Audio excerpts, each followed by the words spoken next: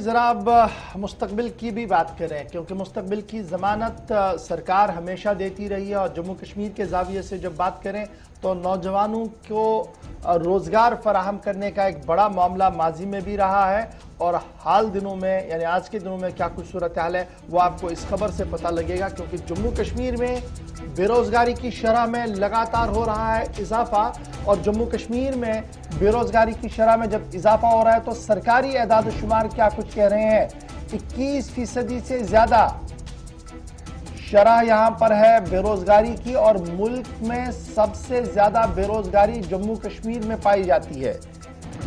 ये रिपोर्ट जब हम आपके सामने रख रहे हैं कि अनएम्प्लॉयमेंट रेट जो जम्मू कश्मीर का है 21.6% है, और मुल्क में सबसे बड़ी शरह जम्मू कश्मीर के अंदर बेरोजगारों की है।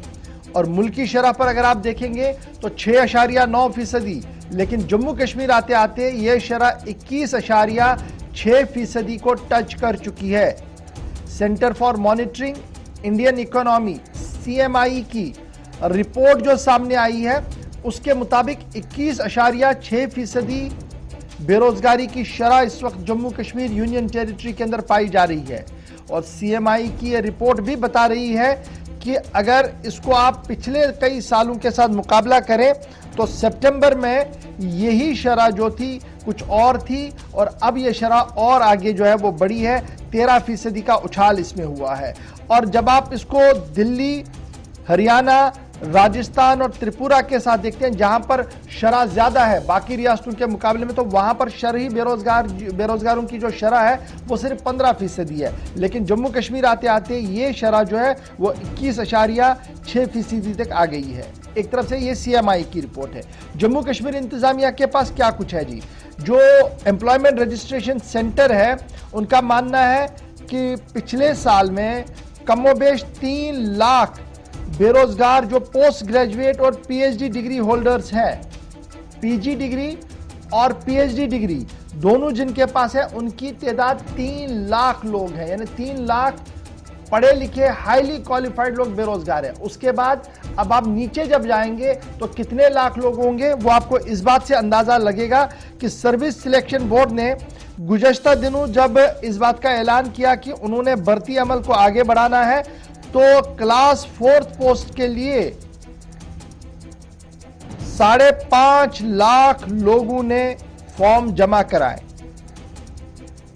8,000 पोस्ट थे क्लास 4th के सर्विस सिलेक्शन बोर्ड के, और 5.4 लाख लोगों की तरफ से एप्लीकेशन दी गई। तो ये शरही बेरोजगारी जो CMI की रिपोर्ट है, जो डायरेक्टरेट हमारा जो एम्प्लॉयमेंट एक्सचेंज है उसकी है, और मिसाल है सर्विस सिलेक्शन बोर्ड की जहां पर क्लास 4th असामियां 8,000 भरनी थी और 5.5 लाख से ज्यादा लोगों ने वहां पर फॉर्म भरे हैं। बड़ी वजह क्या है जी? प्रॉब्लम जो कश्मीर की है वो सबसे बड़ी है कि प्राइवेट सेक्टर हमारे पास है नहीं। प्राइवेट सेक्टर का मतलब इंडस्ट्री हमारे पास बड़ी नहीं है, और इतने बड़े तिजारती इदारे नहीं है जहां पर हजारों लोग कारोबार कर सके। इसलिए सबकी नजरें सरकारी रोजगार पर है। और सरकार की दूसरी परेशानी जो है, लाखों लोग लगाए गए हैं डेली वेजर्स, PL और दीगर तरीके से जिनकी नौकरियां दी गई, आज तक न तो वो परमानेंट हो पा रहे हैं और ना ही उनका कोई फैसला हो रहा है, और बल्कि कुछ लोगों की रुखसती भी हो रही है।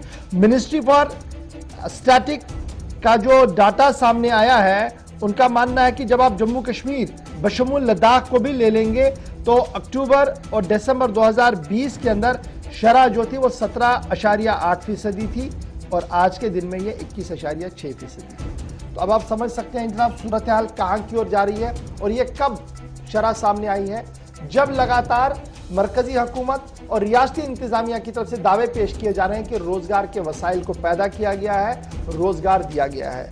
साबिक मेंबर लेजिस्लेटिव असेंबली और सीनियर तज्जिया निगार और जम्मू कश्मीर की सूरत हाल पर गहरी नजर रखने वाले मोहम्मद यूसुफ तारिगामी हमारे साथ फोन लाइन पर है। CPIM के सीनियर लीडर भी है और जम्मू कश्मीर पर गहरी नजर रखते हैं। बहुत शुक्रिया सर ज्वाइन करने के लिए हमारे साथ। तारिगामी साहब, ये जो रिपोर्ट आ रही है, कैसे इस रिपोर्ट को आप देखेंगे? क्योंकि माजी में भी मुझे याद है जब असेंबली का दौर हो रहा था तो आपकी कई तकरीरें आई थी इस मुद्दे पर कि देखिए बेरोजगारी की शरह जो है वो बढ़ रही है, लेकिन शायद 21.6% آپ نے بھی کبھی کوٹ نہیں کیا ہوگا. گوہر صاحب، سب سے پہلے آپ کی چینل کا شکریہ ادا کرنا چاہوں گا کہ آپ نے سیاسی معاملات کو یک طرفہ چھوڑ کر آج کے پروگرام میں غم روزگار، زندگی کے معاملات کو، ہمارے نوجوانوں کے متعلق معاملات کو سامنے لانے کی کوشش کی. کیا کہیں، آپ نے جو ابھی اعداد و شمار ہمارے آپ کے چینل کے ویورز کے سامنے رکھے، وہ خود بتا رہے ہیں کہ حقائق کو اب جٹلایا نہیں جا سکتا، پردہ پوشی ہو نہیں سکتی. یہ اعداد و شمار ایسی آرگنائزیشنز کی طرف سے ہیں جن کی اعتباریت پر شک نہیں کیا جانا چاہیے، نہیں کیا جا سکتا. ہم بار بار یہ کہتے آئے ہیں، بے وعدے اپنی جگہ، لنترانیاں اپنی جگہ، نعرہ بازی اپنی جگہ، ہمارے نوجوانوں کے لیے، ہمارے عوام کے لیے روزگار کا مسئلہ شہرت کی حیثیت رکھتا ہے. یہ جینے کا سوال ہے. اور باقی ملک میں بھی صورتحال زیادہ بہتر نہیں. میں یہ کہوں گا کہ اگر آپ ابھی مختلف اداروں کے اعداد و شمار سامنے رکھ لیں گے تو 2020 میں لاک ڈاؤن کہیے، لاک ڈاؤن سے پہلے، لاک ڈاؤن کے بعد جو شرح تھی ان ایمپلائمنٹ کی، جی، وہ 24% رہی ہے.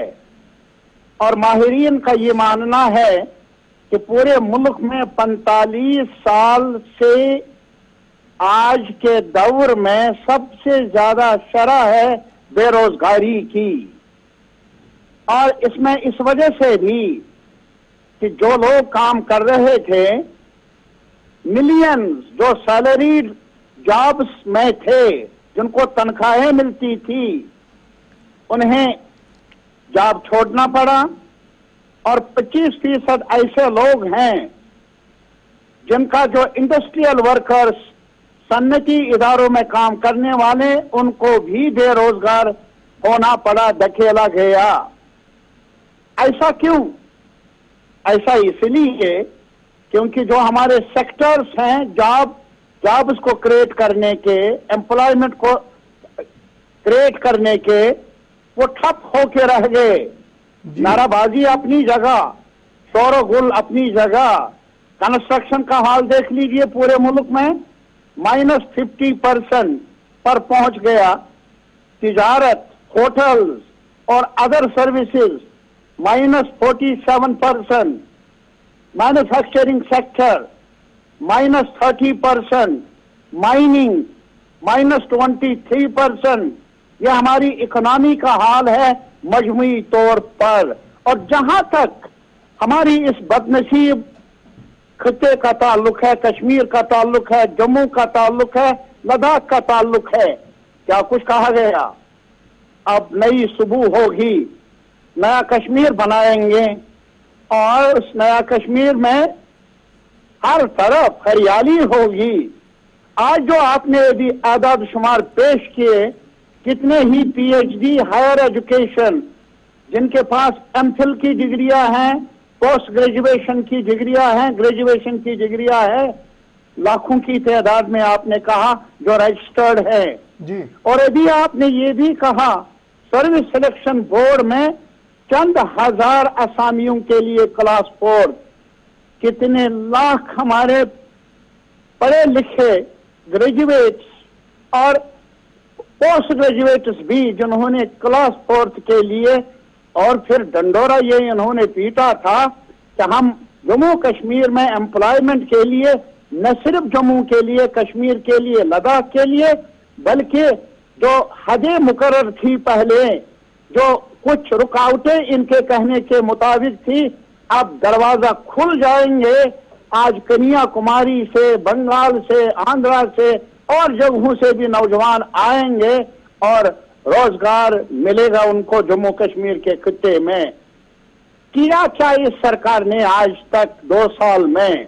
हाँ, मिनिस्टर साहिबान आ रहे हैं और पार्लियामेंट मेंबर साहिबान स्टैंडिंग कमेटीज आ रही हैं, लेकिन वो भी सया के तौर पर आ जाते तो शायद खर्च करते कुछ होटलों में, शायद किसी ऑटो वाले को, टैक्सी वाले को कुछ रोजगार मिल जाता, लेकिन वो बोझ भी हमारे इंतजामिया, हमारे अखराजात के जो वसीले हैं उन पर ही पड़ता है। उनको भी सया के कैटेगरी में रखना मुनासिब नहीं होगा। जाए कहां, ये एक सवाल है हमारा।